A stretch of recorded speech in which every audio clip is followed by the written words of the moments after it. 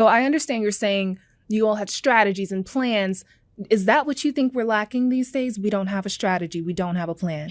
I don't think that there are strategies and plans going into the efforts to address these systemic issues, these challenges, these social challenges in our society. I don't see that personally. So what about leaders? Do you think it's crucial to have leaders like your father at the forefront of these movements?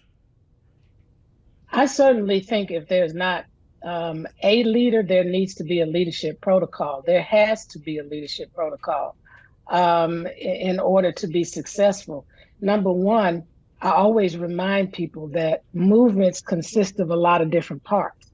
What people keep thinking movement is the people who are on the front line, protesting, demonstrating, etc. That's a part of movement, and it's a part of movement that hasn't been fully executed the way that Dr. King executed, because he tied it to strategy. Direct action was tied to creative tension. It was tied to negotiation. There's so many things that people can learn from it. That's why I'm going to keep saying people need to go to that Nonviolence 365 e-learning at thekingcenter.org. And so, in order to bring about social change effectively, you have to have strategy, because strategy comes with, not just preparing for a moment, but strategy is something that has to be ongoing, because the resistance changes, the pushback changes, so it's strategy that's coordinated as well, because this may not be appropriate at this moment, but this other thing might be appropriate. So it's lining things up, it's coordinating things, and it's making provisions for things. For instance, think about the Montgomery bus protest. They would have been unsuccessful had they just boycotted the buses for a day and then immediately think about how we going to keep this going when we have people that got to get to work. We got to create a carpool.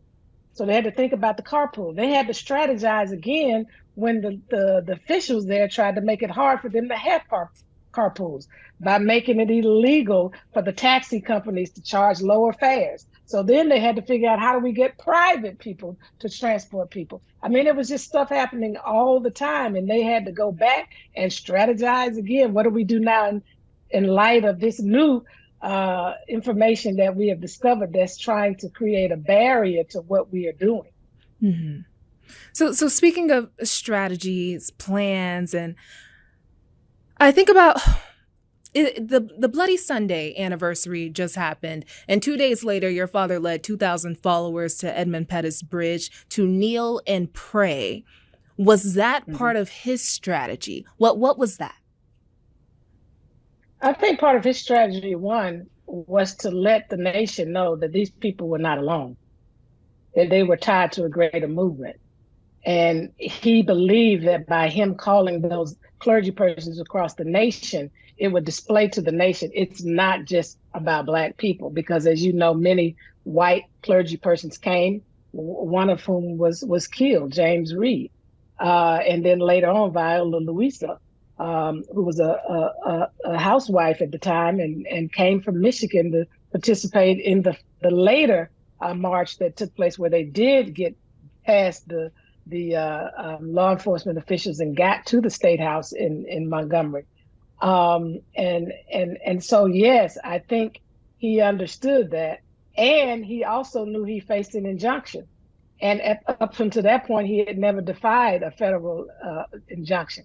And so they had to make sure, he wanted to make sure that injunction, it wasn't a federal injunction, it was another kind of injunction. He wanted to make sure that injunction was lifted before he put all of those people at risk. So yes, that was part of the strategy. I think it was, we got the attention of the media, let's do something to show a greater mass of people who are with this movement for voting rights.